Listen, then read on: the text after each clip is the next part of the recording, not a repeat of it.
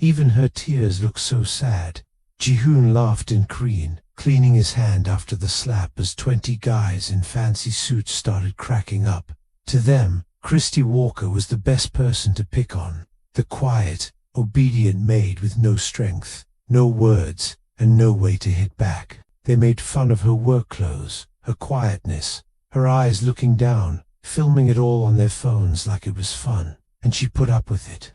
Every mean word, every shame, every time they thought she was weak because they didn't know the famous story she'd hidden under an apron and fake IDs, a story the bad guys called Ghost. So when she finally looked up, when her breathing changed into something they didn't know, in that second, Ji-hoon's grin slipped. Because bad guys spat the top. Bad guys, even when they've been acting like the ones getting chased. Christy Walker saw the blood at 4:30 in the morning. New, still hot, a splash on the stone floor under the East Side office that wasn't there when she'd gone 12 hours before. She got down with her cleaning stuff. Hearing voices came through the door. 3 guys talking about killing a rival gang boss as easy as other folks talk about rain.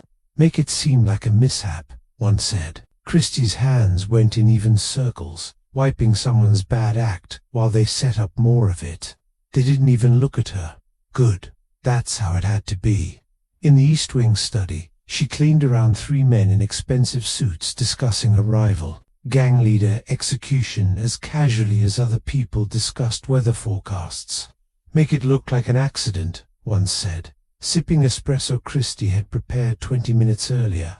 She dusted the bookshelf behind them, her hands steady, her breathing controlled.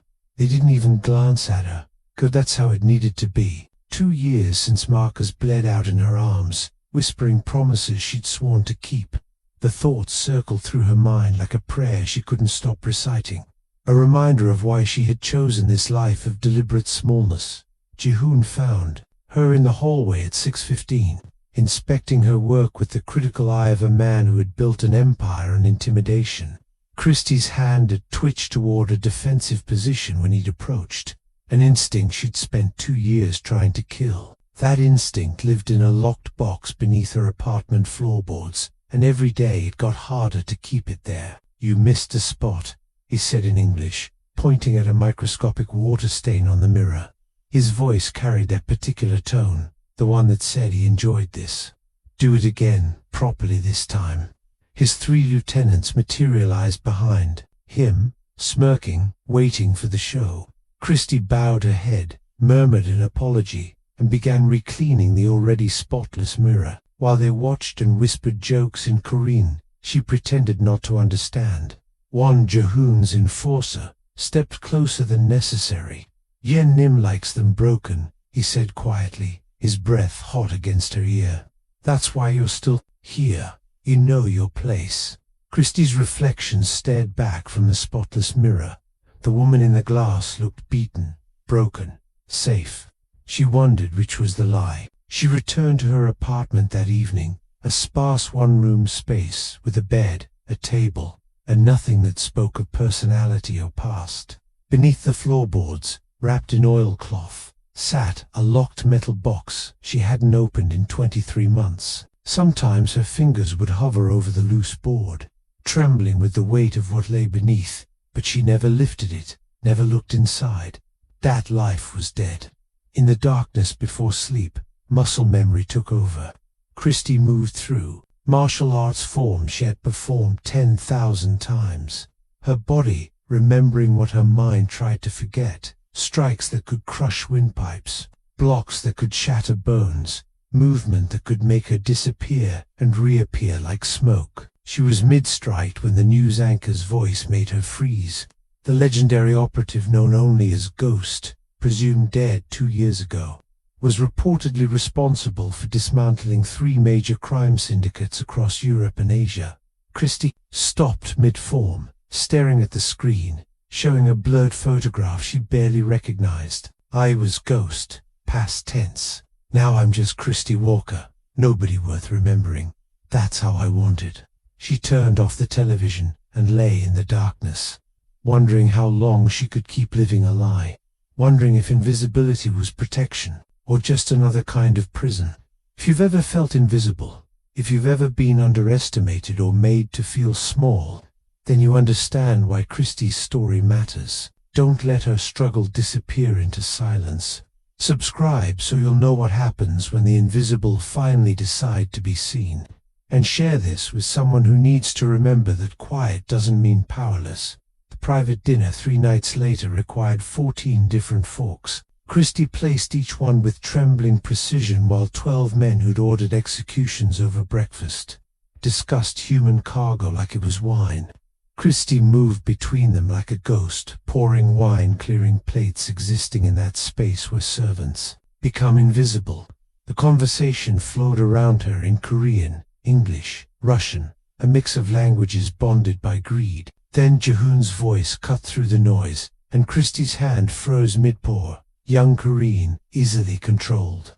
20 girls, European delivery, 50,000 each. He said it the way someone might order furniture. The wine bottle trembled in her grip. Just slightly, just enough. Across the table, Yuki's eyes locked onto Christie's hands. The woman studied her with the cold calculation of a snake, deciding whether something was prey or a threat. Christie forced her breathing steady, finished pouring, moved to the next glass. She wasn't supposed to be in the West Corridor after 10 o'clock, but the cognac stain Ji-hoon had made on his office carpet would set if she didn't treat it within the hour. Christie gathered her supplies and took the route she always took, down the West Corridor, past the door that was always locked, except tonight it wasn't. The door stood open just enough to show stairs descending into darkness. Christie's hand tightened on her cleaning caddy. She knew what smart people did with unlocked doors in houses like this. She also knew what happened. 2 girls who got locked in basement. Her feet moved before she decided. The basement was cold, lit by a single bulb that cast everything in sickly yellow. The basement smelled like fear. And mattresses lined the floor in neat rows. Too many mattresses, all of them small. Christie's throat closed when she saw the chains bolted to the wall, at intervals measured for bodies. Small chains. Wrists' chains for wrists that hadn't finished growing. On the cork board. Faces. 23 faces. Children's faces with prices written beneath them like they were livestock. $50,000. $65,000. $45,000. Discount for damaged goods. Christie's stomach turned, her fists clenched, and that's when she heard footsteps behind her. Lost little mouse. Kwan's voice dripped with malice. His hand shot toward her throat before she could turn. Training kicked in muscle memory faster than thought. She deflected, twisted, her hand moving to counter-strike at his karate. But she caught herself mid-motion, forced her body to collapse. Instead, let him shove her hard against the concrete wall. Pain exploded across her shoulder blade. Good. Let him think he won. He didn't see anything, Kwan snarled, his face inches from hers. Ji-ha-nim doesn't like curious help. They tend to disappear. He released her with a shove that sent her sprawling, then disappeared up the stairs. Christie lay there for a moment, breathing hard, not from fear, but from the effort of holding back what she really was. Back in her apartment, she couldn't stop shaking. Her hands remembered the counter-strike she had aborted, the dozen ways. She could have ended Kwan in 3 seconds. She knelt beside the loose floorboard, her fingers hovering over it. Marker's voice echoed from 2 years ago, blood bubbling from his lips in that Prague warehouse. Don't let my death be the reason you stop fighting the good fight. But she had promised herself, promised his memory, that she would never kill again. Except now there were 20 girls with prices beneath their photographs. 20 lives that would be destroyed while she scrubbed floors and played invisible. What happens when doing nothing becomes its own kind of violence? Christie pulled out her phone with shaking hands. She'd sworn she'd never use this number again. Her thumbs moved across the screen. Ghost protocol. The response came in seconds. All capitals. Denied. Stay dark. She stared at those words while 23 children's faces burned behind her eyes. The question burned in her chest as she finally lifted the floorboard and stared at the locked box beneath. Some choices hunt you no matter how far you run. Subscribe to see what Christy decides when silence becomes betrayal. Because sometimes the hardest battle isn't against enemies. It's against the person you promised yourself you'd never become again. The box stayed locked for now. Christy returned to the estate the next evening, her mind still churning with images of those photographs, those prices, those chains. She moved through her duties on autopilot, serving drinks at Jihoon's private gathering. 20 men celebrating some deal she didn't care to understand. She reached for the wine Jihoon had specified, her fingers closing around the 2015 vintage instead of the 2012, a small mistake, the kind anyone could make. She realized it the moment she started pouring, but by then Jihoon's eyes had already found the label. Stupid woman. His voice cracked like a whip across the room. Conversations died. Every head turned. Do you know how much you've embarrassed me? The back of his hand connected with her face before she could process the words. The impact sent her stumbling sideways, her lips splitting against her teeth. Blood filled her mouth. The room erupted. 20 men laughed, like it was the funniest thing they'd ever seen. Some pulled out phones recording, preserving her humiliation for entertainment later. Look at her, Jihan announced in Korean, then switched to English for the foreign guests. This is what happens when you hire cheap labor. They're good for cleaning and nothing else. Christy dropped to her knees, the position they expected, the position that confirmed everything they believed about her. Kwan stumbled forward, drunk, on expensive vodka, his words slurring, but his malice sharp. Gihan Nim is smart. He only hires broken women, already submissive, already trained to take abuse. Makes life easier. Another lieutenant chimed in, his voice carrying across the room. My wife asks why I don't hire from agencies. I tell her, why pay for training when trauma does it for free? The men roared. Some pounded tables. Others raised glasses in toast. To Jihoon's wisdom, Christy remained kneeling, blood dripping from her chin onto the marble floor she had scrubbed that morning. Something shifted inside her chest, not breaking, crystallizing like water becoming ice, like soft metal becoming steel. Her breathing changed without her permission. Deep controlled centering.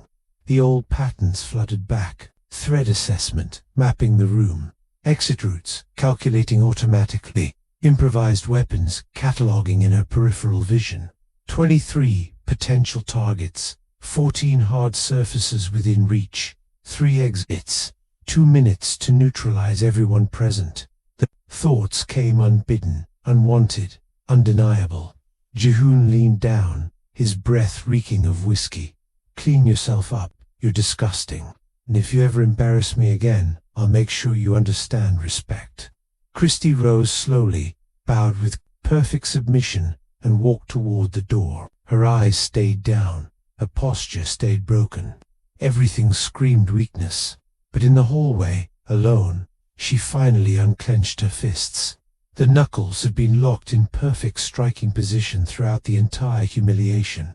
She had held a technique that could crush her throat, snap her neck, and her life. She didn't submit. She chose restraint, but as she touched her split lip and felt the rage burning through 2 years of carefully constructed peace, that choice was evaporating like water on hot stone. Have you ever been pushed so far that something inside you just stops bending? Subscribe now, because what happens next will show you exactly what men like Jihan forget. Some people don't break. They just decide when to stop pretending. Christy knew something was wrong the moment she opened her apartment door. The air felt disturbed. Her few possessions sat slightly askew. Books shifted on the shelf. Kitchen drawers not quite closed. The mattress corner lifted and imperfectly replaced. Jahan's men had been here searching for surveillance equipment, confirmation of their paranoia about a spy in their midst. They had torn through everything with the arrogance of people who thought themselves thorough, but they hadn't found what mattered. They didn't know to look beneath the floorboards. She waited until midnight, hands shaking so violently she almost couldn't grip the floorboard. The metal box emerged from darkness, like a coffin being exhumed, and it felt like one.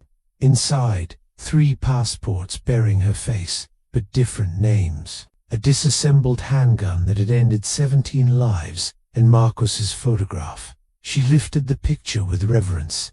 His smile frozen forever at 32. His handwriting on the back, words she had memorized but couldn't bear to read. Some fights choose you. When they do, be the ghost they fear. Her fingers traced the inscription as tears she hadn't allowed herself in 2 years finally broke free. She spent the next 3 hours on her laptop, every hacking skill she had buried coming back like riding a bicycle. Ji-hoon's operation unfolded across her screen. Trafficking routes mapped, client lists exposed, shipping schedules documented. Then she found it, the consolidation party.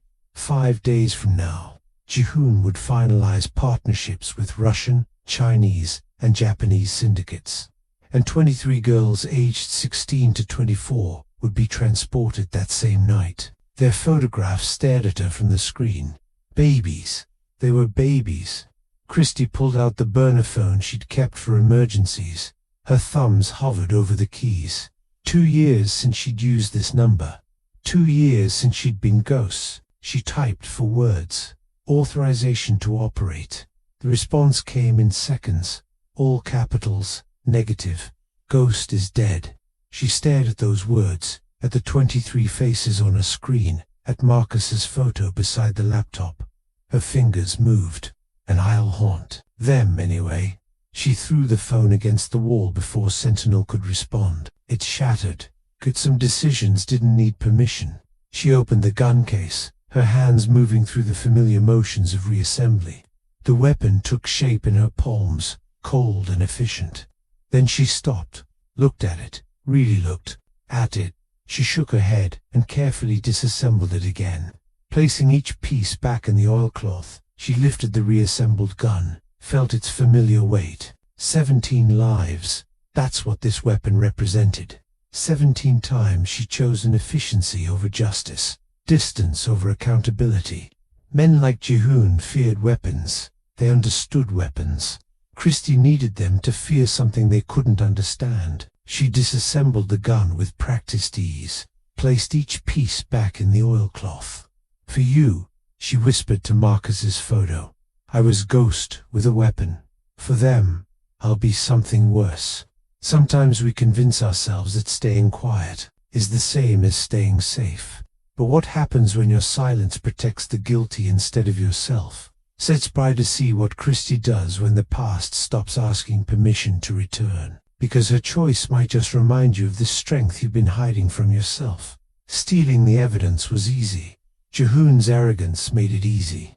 He left ledgers open on his desk, discussed wire transfers within earshot of the help, bragged about shipments to impress his lieutenants. What wasn't easy was watching him order custom champagne for the consolidation party, while discussing which merchandise would fetch premium prices.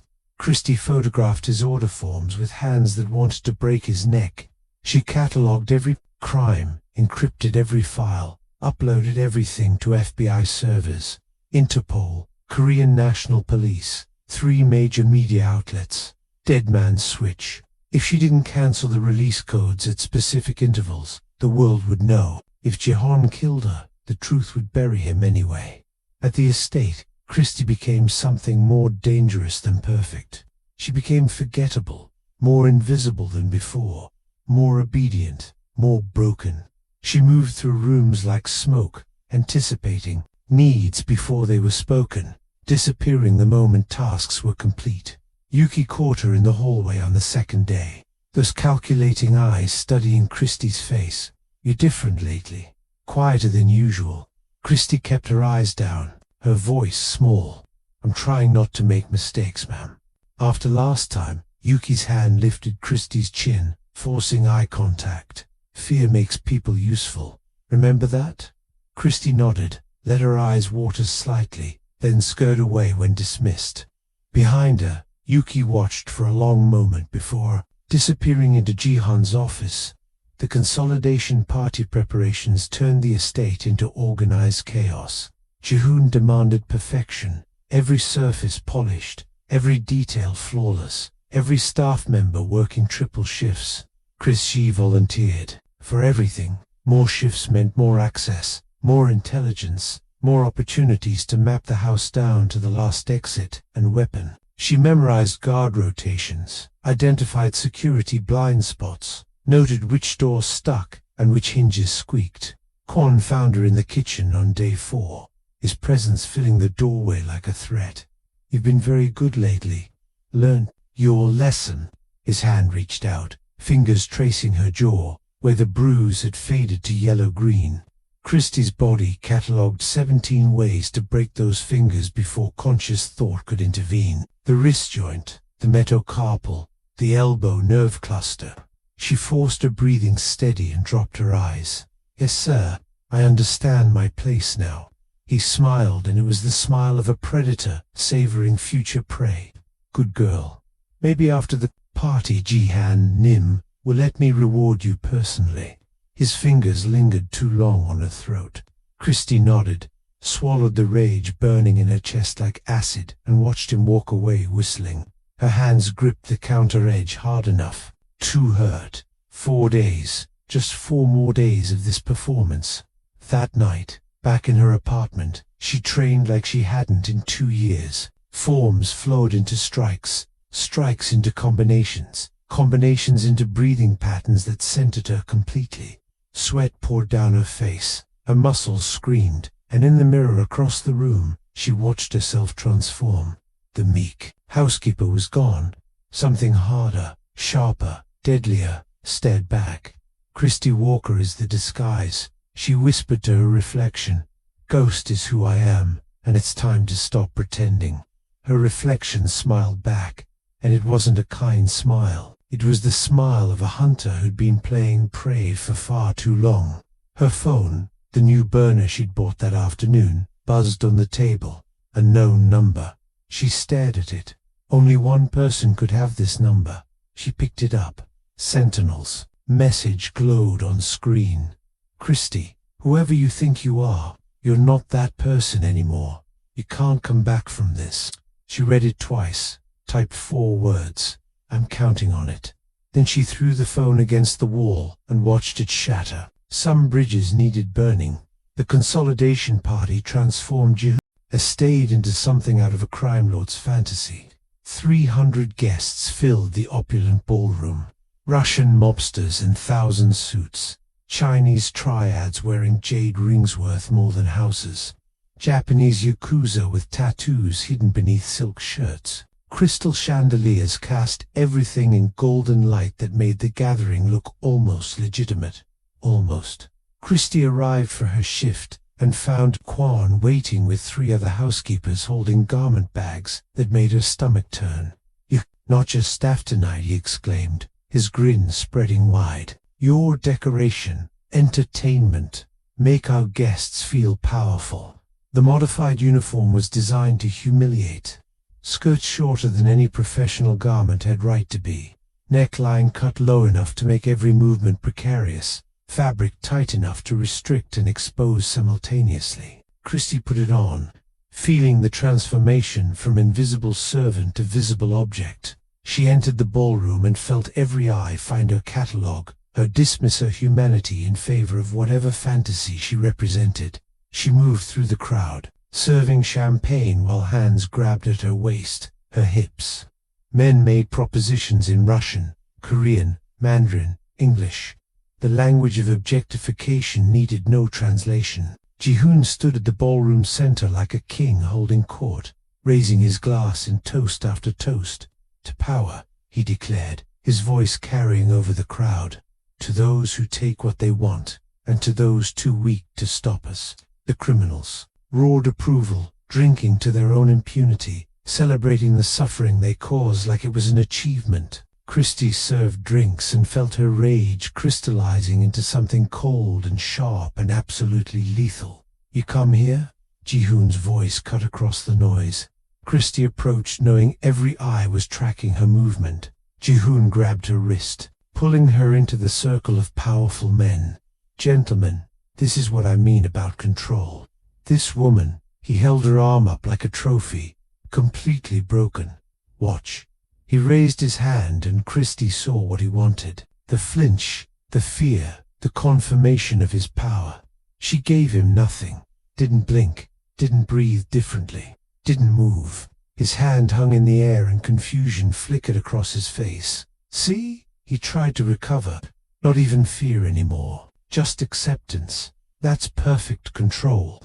His hand came down fast and hard, meant to split her lip again in front of everyone. Christie's hand came up faster. She caught his wrist mid-swing, her grip iron, her eyes lifting to meet his for the first time in 2 years. The sound of skin on skin echoed through sudden, absolute silence. Every conversation stopped. Every glass paused halfway to lips. 300 criminals stared at the impossible sight of prey catching a predator's strike. Jihan's eyes widened, shock replacing arrogance. "Let go," he ordered, his voice uncertain. Christie's grip tightened until she felt bones grinding together. When she spoke, her voice carried to every corner of that silent ballroom. "No." Christie's voice cut through the silence like a blade through silk. "I've served you for 2 years, cleaned your blood off floors, listened to your plans, watched you break people, and stayed silent." Ji-hoon tried to pull away, yanking his arm with the full force of panic. Her grip didn't budge. His wrist might as well have been caught in a steel trap. But silence isn't weakness. It's a choice. My choice. And I'm done choosing it. She released him with a small push that shouldn't have done anything. But Ji-hoon stumbled backward like he'd been shoved by a charging bull, crashing into his inner circle. Kwon moved first, rage and vodka overriding his survival instinct. "You're dead." He lunged across the space between them, fist cocked back for a haymaker that would have shattered her jaw.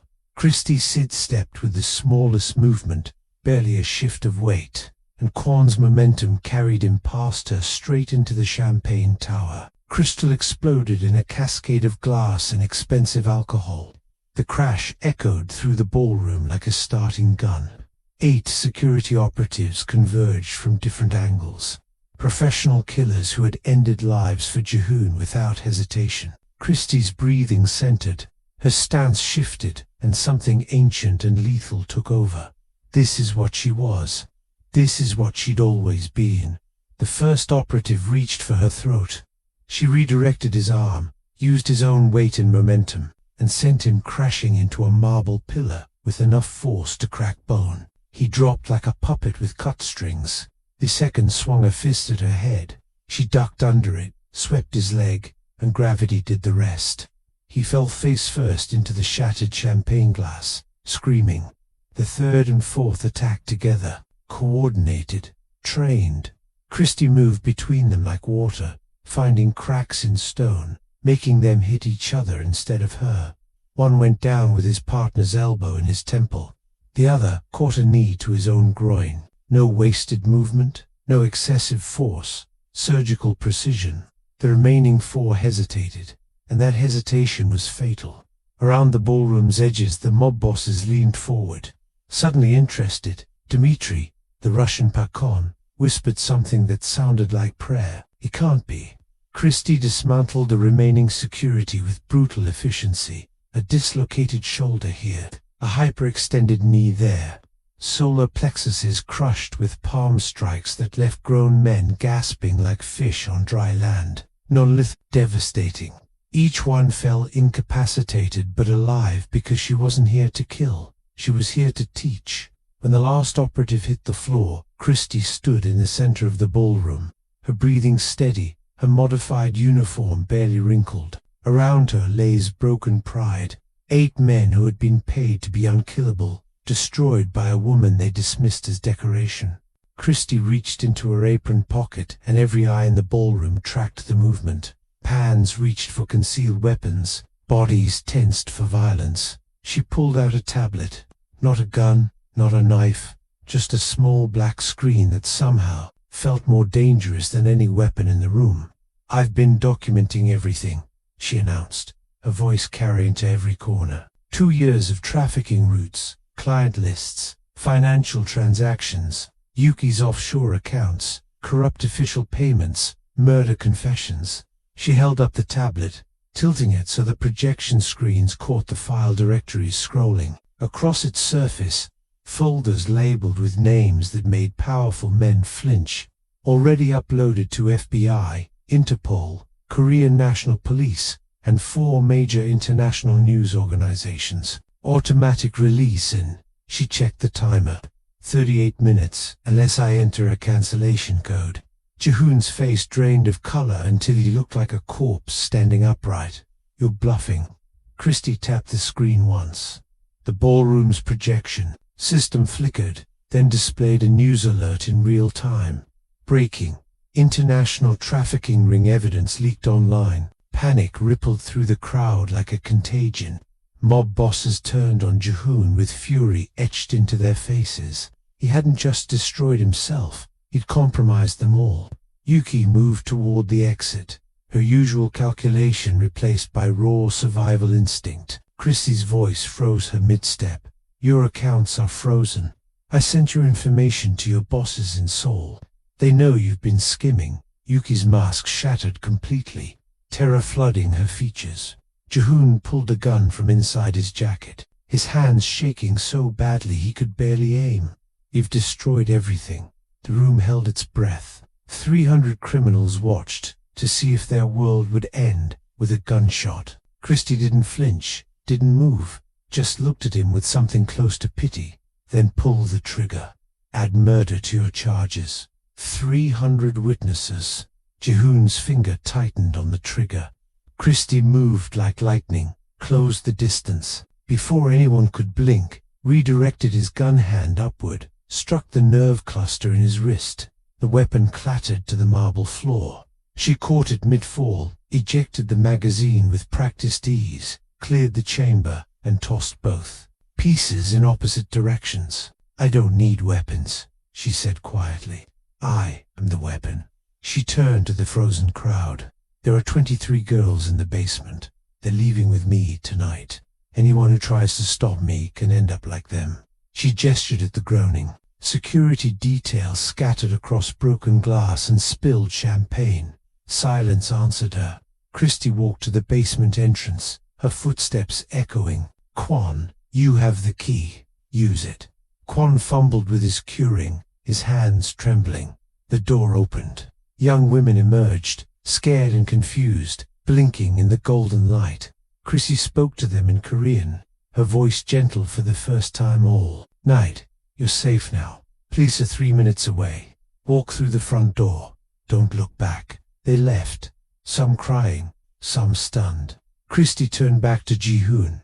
You built your empire on people you thought were powerless. You forgot that. Power isn't always loud. Sometimes it's patient. Sometimes it waits. And sometimes it destroys everything when it finally moves. The sirens should have brought relief. Instead, Christie felt the weight of 2 years pressing down. Every floor she'd scrubbed, every insult she'd swallowed, every girl whose face she'd memorized. Red and blue lights flooded through the windows. Jihoon staggered to his feet, broken and desperate. Who are you? The question came out like a child asking about monsters under the bed. Dimitri's voice cut through the silence like a death sentence. Ghost, the ghost. 15 syndicates destroyed. We thought Prague killed you. Recognition rippled through the ballroom, fear replacing arrogance on every face. Jihoon staggered backward. Ghost was a legend, not real. Chrissy met his eyes. Prague did kill me, but ghosts don't stay dead when there's unfinished business. Pride overrode whatever survival instinct Jihoon had left. He lunged one final time, reaching for her throat with both hands. Pride made him lunge. Stupidity made him think he had a chance. Krift ended it with a single palm strike to his solar plexus. The same technique Marcus had taught her in Prague before he died teaching. Precise, controlled, non-lethal, but devastating. Jihoon collapsed, gasping. For air he couldn't find. Christie crouched beside him, voice low enough that only he could hear. You broke women because you thought we'd stay broken. But some of us break different. We break open. She stood, leaving him gasping on the floor. He'd made her scrub. Police flooded in through every entrance. Christy raised her hands. Calm, Christy Walker. Those women are trafficking victims. Evidence is uploaded to your servers. These men are your suspects. Federal agents pushed through and one froze when he saw her face. Ghost you're supposed to be. Christy finished his sentence. Dead. I was, but I came back for this. They escorted her out. But in the chaos of arresting 300 criminals, she slipped away like smoke. The news played on every channel. Massive trafficking ring exposed. 23 women. Rescued Ji-hoon in handcuffs. His expensive suit rumpled. His empire collapsed into rubble. Yuki arrested at the airport trying to flee. The rescued women reunited with families, crying, grateful, alive. Christy knelt at Marka's grave 3 days later, placing her retirement papers on the headstone. I used your gift one more time, she whispered. I hope that's okay. I hope you'd understand. Her phone buzzed. Sentinel's message glowed on the screen. Impressive work. Disavowed, officially celebrated, unofficially. The world needs Ghost. Christy watched the sunset paint the cemetery gold. She typed slowly. Ghost is retired permanently this time. But Christy Walker isn't hiding anymore. She's just living, and that's enough. She stood, turning from the grave. A young woman approached one of the 23, barely 19. Thank you, she said. In Korean you saved us. What's your name? Christy smiled. And it was real this time. Just someone who chose to stop being quiet. She walked away into the city free, neither running from her past, nor consumed by it, just living. They thought silence meant weakness. They forgot that some people choose their battles. And when those people fight, empires fall. Sometimes the most dangerous thing you can do is underestimate the quiet ones, because we're not weak. We're just waiting. If Christy's story moved you, don't let it end here. Subscribe and share it with someone who needs to remember that their voice matters, that their strength is real, and that choosing when to fight makes victory even sweeter.